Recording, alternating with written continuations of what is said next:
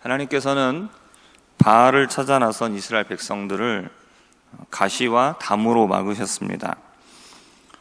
그리고 이것을 통해서 바알이 얼마나 헛된 것인지를 깨닫게 하셨습니다. 하나님을 떠나서 바알에게 가려고 했으나 하나님이 그것을 막으시죠. 근데 그때의 바알이 무엇을 해 주었느냐? 아무것도 할 수가 없었습니다. 그리고 바알이 주는 것이다라고 생각했었던 모든 것들이 실은 다 하나님이 주시는 것이었기 때문에 하나님을 떠난 이스라엘은 아무것도 얻을 것이 없었습니다. 바알이 아무것도 도와주지 못하고 또 어떠한 것도 주지 못한다라는 것을 그들이 실제로 깨닫게 되자 이스라엘은 자신들이 하나님의 품 안에 있었던 그때가 진짜 복이다라는 사실을 알게 되는 겁니다. 우리가 공기의 소중함이라든지 물의 소중함이라든지 이런 것들을 언제부터 알게 됩니까? 공기가 오염되고 물이 오염된 지금 이 시대에 어느 때보다 그런 깨끗한 물과 공기가 정말 좋은 것이구나. 우리가 값을 주고 사지 않았지만 그게 얼마나 귀중하고 좋은 것이구나라는 사실을 우리가 잃어버리고 나면 그때 가서 알게 되는 것이죠. 그리고 나서 하나님께서는 이스라엘 백성들에게 고난과 고통의 시간을 허락을 하십니다. 이런 시간을 허락하시는 이유는 깨닫는 데 시간이 걸리기 때문입니다. 우리는 보통 이런 생각을 할 수 있습니다. 잘못이 크기 때문에 그만큼 더 많은 시간을 고난과 고통을 주어서 벌 주려 한다. 그것도 분명히 맞습니다. 그런데 그 고통의 시간이 긴 이유는 깨닫는 데 시간이 걸리기 때문입니다. 우리들은 고집이 셉니다. 그래서 말로 이야기해도 알아듣지 않고 한두 번 혼난다고 그것을 고치냐? 고치지 않죠.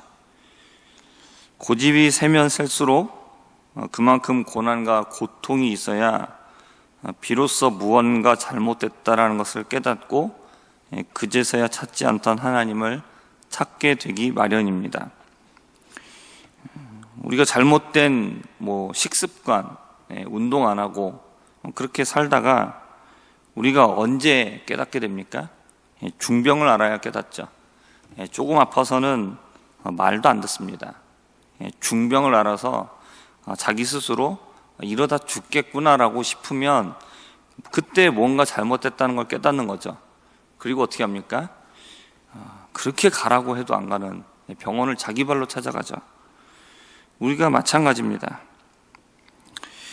하나님은 우리에게 그런 고난과 고통의 시간을 허락하십니다. 하나님은 우리의 고집을 꺾으시고 우리를 돌이키시고야 마는 분입니다. 왜냐하면 하나님은 우리를 사랑하시기 때문입니다. 그리고 우리를 포기하지 않으시기 때문입니다. 우리가 돌이킬 때까지 하나님은 기다리시고 막으시고 징계하셔서 결국은 돌이키게 만드십니다. 그리고 하나님은 우리가 돌아오면 어떻게 하느냐? 다시 품에 안아주시는 하나님이시죠. 2장 14절부터 23절까지의 말씀을 보면 돌아오는 이스라엘을 대하시는 하나님의 따뜻한 모습이 잘 드러나고 있습니다. 하나님은 먼저 무엇으로 위로하시냐? 말로 위로하십니다. 하나님은 따뜻한 말로 우리를 위로하십니다. 우리가 말씀을 들을 때 어떻게 됩니까? 우리의 마음 문이 열리게 되고 말씀을 들으면서 깨닫게 되죠. 회복의 첫 번째는 무엇이냐? 하나님의 말씀이 들리는 겁니다. 하나님의 말씀대로 살지 않고 예전에 자기 마음대로 살 때는 말씀을 들어도 감흥도 없고 감각도 없습니다. 하지만 회복시켜 주실 때에는 말씀이 들리게 되고 말씀을 깨닫게 되고 또 말씀을 사모하게 됩니다. 우리에게 말씀이 들리는 은혜가 있기를 바랍니다. 하나님께서는 이스라엘을 회복시킬 때에 거친 들로 데리고 가십니다. 회복하신다라면 푸르고 풍성한 들판으로 데려가셔야 하는데 왜 거친 들로 데리고 가십니까? 하나님은 어떻게 하시냐면 거친 들로 데리고 가시고 나서 그 거친 들이 포도원이 되게 하십니다. 이스라엘 백성들이 하나님의 뜻대로 살지 않을 때 하나님이 어떻게 하셨습니까? 포도원인 과수원, 그런 과실이 나는 그런 나무들을 다 어떻게 하십니까? 전부 다 수풀이 우거지는 황폐하게 만들어 버리셨죠. 그러면 회복할 때는 어떻게 하시느냐? 그 수풀이 우거지고 황폐해진 또는 거친 들로 데려가서 그곳이 풍성한 곳이 되도록 바꿔주신다는 것이죠. 그것이 보여주고 있는 것이 무엇입니까? 무너져 버리고 그리고 다 모든 것이 사라져 버린 그런 너의 삶이 어떻게 될 것이다? 이 포도원처럼 될 거다라는 것이죠. 그리고 아골골짜기를 소망의 문이 되게 하신다라고 말씀하십니다.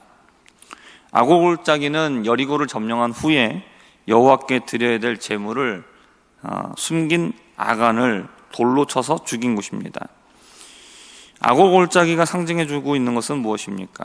여호와의 말씀을 버린 자, 하나님의 명령을 지키지 않는 자에게는 소망이 없다. 하나님을 떠난 자에게는 죽음밖에 없다는 사실을 보여준 장소입니다. 그런데 이제는 이 아골골짜기가 소망의 문이 된다는 것이죠. 죽음의 자리가 변하여서 회복의 자리가 된다는 것입니다. 생명의 자리가 된다는 것은 이것은 있을 수 없는 놀라운 회복이 있다는 것이죠. 그리고 회복하게 되면 하나님을 이제는 바알이라 부르지 말고 남편이라 부르게 하시겠다라고 말씀하십니다. 이 바알이라는 단어의 뜻이 주인입니다. 주인. 그러니까 그들이 바알을 부를 때 주인님, 나의 주인, 나의 주님, 주님이라는 뜻이 되는 거죠. 바알은 이 가나안의 우상을 부르는 말입니다. 그리고 자신이 섬기는 그 우상이 내 주인입니다 라는 것을 고백하는 말이었습니다. 그러니까 하나님과 이스라엘은 주인과 종의 관계가 있죠. 그럼에도 세상의 주인과 종의 관계와는 또 달랐습니다. 세상의 주인은 무자비하고 잔혹한 주인이었죠. 인격적으로 대하지 않았습니다. 하지만 하나님과 이스라엘의 주종 관계는 인자하고 인격적인 주인이었습니다. 하지만 하나님은 이제 그것도 넘어서서 그것도 부족하다라고 말씀하십니다. 그 단계를 넘어서 이제는 남편과 아내로서의 관계까지 발전시키는 것이 바로 하나님의 뜻이라는 것이죠. 자신이 만든 피조물을 지배하고 강제로 복종시키는 것이 아니라 인격적인 관계, 그리고 거기에서 더 나아가서 가장 사랑하는 단계까지 하나님께서 우리를 끌어올려 주시고 그렇게 사랑하시는 것이 바로 하나님의 마음이라는 겁니다. 근데 우리가 이거를 생각해 보면 굉장히 놀라운 건 뭐냐면 하나님이 불러주셔서 하나님 품 안에서 잘 지내고 하나님의 뜻대로 잘 살아서 등급을 올려주는 게 아니죠. 주종관계로 지냈는데 성실하고 너무너무 잘하는 겁니다. 그래서 이제는 너를 종이라 하지 말고 너를 친구라 하겠다. 근데 너무너무 잘해가지고 너는 이제 친구가 아니다. 너는 이제 그런 남편과 아내로서의 그 정도의 관계까지 내가 너를 끌어올려 주겠다. 이렇게 얘기하시는 게 아니라는 겁니다. 이스라엘 백성들을 부르시고 난 이후에 그들의 모습은 어땠습니까? 계속해서 하나님을 떠나고 하나님을 배신하고 하나님의 마음을 아프게 했던 거죠. 하나님을 버리고 우상을 쫓았습니다. 그런데 하나님은 그렇게 되면 점점 그들을 더 낮은 단계로 내려가게 만드시고 나중엔 어떻게 되겠습니까? 이제 너와 나는 끝이다. 다시는 볼 일 없다. 이렇게 하셔야 되는 것이 정상적인데 하나님은 그렇게 하시지 않는다는 겁니다. 오히려 그들이 하나님을 떠나면 떠날수록 하나님은 그들을 향한 하나님의 사랑은 더 커져간다는 것이죠. 이게 무엇을 말하는 겁니까?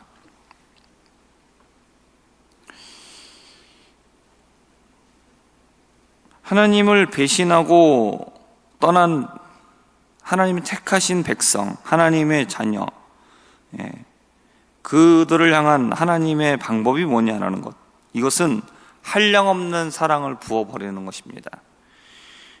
죄가 더한 곳에 무엇이 넘친다라고 말합니까? 은혜가 더욱 넘쳤다라고 말하죠. 하나님이 죄를 없애는 방법은 뭐냐면 징계하고 벌 주고, 그것이 하나님의 방법이 아니라는 겁니다. 하나님이 죄를 없애시는 방법은 죄보다 더 큰 은혜를 부어버리는 겁니다. 이게 바로 하나님의 방법이죠. 이것이 우리가 은혜를 더 받겠다고 일부러 죄를 범하자라는 말씀은 아닙니다. 결코 아닙니다. 그러나 이것은 하나님이 택하신 하나님의 백성, 하나님의 자녀, 성도를 대하시는 하나님의 방법입니다. 그렇기 때문에 우리가 하나님의 품을 떠났다고 해서, 우리가 큰 죄를 저질렀다고 해서 하나님의 사랑에서 벗어나게 되느냐, 그런 방법은 없습니다.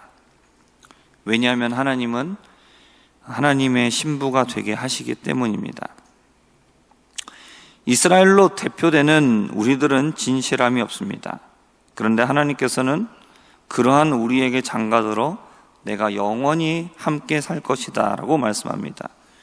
하나님의 맹세는 무엇이냐? 공의와 정의로, 은총과 긍휼히 여김으로, 그리고 진실함으로 나는 너를 대하겠다 라고 말씀하시죠. 우리는 이런 하나님을 경험하고 있습니다. 그리고 계속해서 경험하게 될 것입니다. 이것을 확신 있게 말할 수 있는 이유는 이것을 하나님께서 그렇게 변함없이 진실하도록 그 신실하심을 이어갈 것이기 때문입니다. 이혼은 쌍방간 합의가 있어야 됩니다. 근데 하나님은 절대로 이혼하지 않으십니다. 돌아오도록 만드시고야 마죠. 하나님은 자신의 신부된 우리를 절대로 포기하지 않으십니다. 그리고 하나님께서는 회복하신 하나님의 당신의 신부들에게 무엇을 주시느냐? 회복을 허락하여 주시는데 이제 하늘에게 응답하십니다. 이전에는 모든 것들이 다 닫혀버렸습니다. 근데 하나님께서 하늘에게 응답하시고, 하늘은 땅에게 응답하고, 땅은 기름진 수확으로 응답합니다. 그래서 황폐했던 이스라엘까지 회복시키게 됩니다. 그렇게 하나님은 자신을 배신하고 떠났던 하나님의 신부를 회복시켜 긍휼을 베푸시고 백성을 삼으십니다. 그리고 바알에게 빼앗긴 영광을 되찾아 주는 내 하나님이시다라는 고백을 받으시고야 말겠다라고 말씀하시고 있습니다. 이 하나님께서 3장으로 넘어가게 되면 호세아에게 말씀을 하십니다. 여호와께서 이스라엘을 이렇게 사랑하시는 것처럼 호세아도 무엇을 해야 되느냐? 간음하여 남편 호세아를 떠난 고멜을 이렇게 사랑해야 된다라고 말씀하십니다. 이것은 호세아와 고멜의 모습을 통해서, 호세아를 통해서 주신 하나님의 말씀이 어떻게 실현될 것인지를 그들의 눈으로 보게 하시기 위한 하나님의 뜻이었습니다. 호세아는 하나님이 간음한 이스라엘을 사랑하시는 마음처럼 고멜을 사랑함으로써 하나님의 사랑의 마음을 드러낸 선지자였습니다. 이것은 하나님께서 우리에게 이중적으로 말씀하시고 있는 것이죠. 첫 번째는 우리를 그렇게 이스라엘처럼, 그리고 그렇게 고멜과 같이 그 고멜을 사랑하는 호세아처럼 우리를 그렇게 회복시키시겠다라는 하나님의 뜻입니다. 그리고 두 번째는 호세아와 같이 하나님의 마음을 가지고, 그 사랑의 마음을 가지고 우리가 사랑해야 된다라는 것을 말씀하시고 있습니다. 우리가 가져야 될 사랑은 세상적 사랑이 아니라 그럼에도 불구하고 포기하지 않는, 그럼에도 불구하고 사랑하는, 그럼에도 불구하고 나 자신을 내어주는 그런 사랑을 하라고 우리에게 말씀하시고 있습니다. 이러한 하나님의 뜻대로 살아갈 수 있는 우리가 되기를 주님의 이름으로 부탁드립니다. 기도하겠습니다. 하나님 아버지, 하나님을 떠난 이스라엘 백성들을 회복시키시는 하나님의 방법은 그것보다 더 큰 하나님의 사랑을 부으시는 것이, 그렇게 하여 결국은 마음을 다하여 뜻을 다하여 하나님께로 돌이키게 하는 것이 하나님의 방법이라는 사실을 우리가 오늘 말씀을 통하여서 다시 한번 살펴보게 됩니다. 하나님, 이러한 하나님의 사랑과 하나님의 진실하신 은혜가 있었기에 우리가 이제까지 하나님의 품 안에서 살 수 있었음을 고백합니다. 또한 이 신실하심이 우리의 평생에 함께 하심을 믿습니다. 하나님, 우리가 이러한 하나님의 사랑과 이 은혜를 받았사오니 하나님, 우리가 늘 하나님의 품을 사랑할 수 있게 하여 주옵시고, 하나님, 이 사랑하시는 그 마음처럼 우리도 사랑하는 자가 되게 하여 주옵소서. 예수님의 이름으로 기도합니다. 아멘.